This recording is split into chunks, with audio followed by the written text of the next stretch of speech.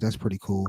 Um, and then this here, they said this is the highest attendance in November for fans, and I'm sure the viewership. I already had a graph of that on one of my other shows. That the viewership has spiked since the tournament has been put Yeah. on.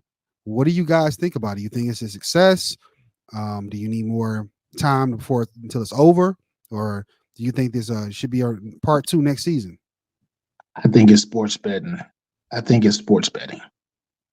This is it's an all time. If you forgot the site that I seen a few weeks ago, more and more people are tuning into basketball specifically because sports betting has become so common to I think it says 80% of the country now. It's a lot of states now that you can bet on games, and then if you look and you start to see ESPN has their own betting, right? They got their own betting site now.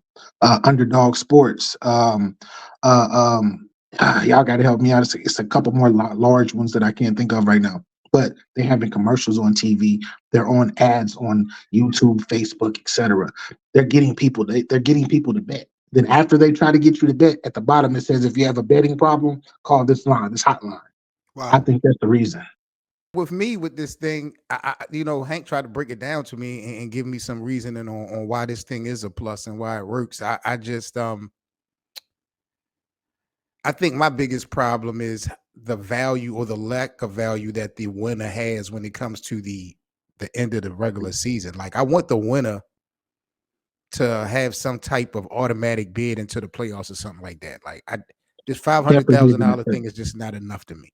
It needs an incentive. 100%. I agree. Yep, that's how I feel.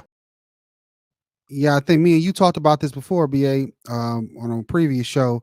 Remember Tyrese talked about it, an incentive Yeah. to win, but it got to be something because Paul George talked about it on podcast P. He already said it. We guys are gonna chill if they win that tournament. He said it. Well, If they I win the don't know if tournament, so I got my fantasy sports thing, which is another thing that helps this as well, right? Helps this whole situation as well. I got my fantasy, not really a betting like the betting money sites, but on my fantasy league that I got for basketball, it's been a lot of players during this tournament run that are DNPs or day to day.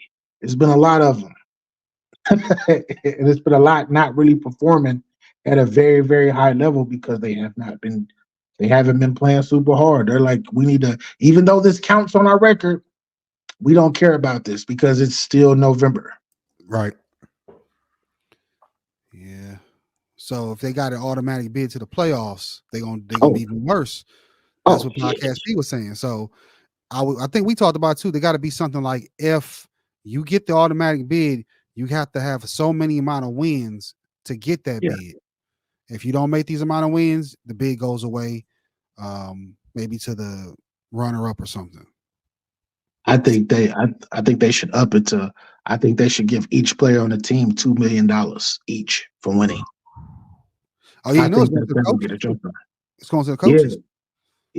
yeah. That 500,000. Like I think we talked about this a while back.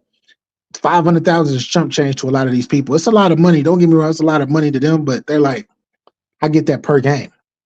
Man, please give me that. Run that. I don't care if I got 200 million M's in there. That's still a lot of money. Yeah. That. Run that. Thanks. Thanks.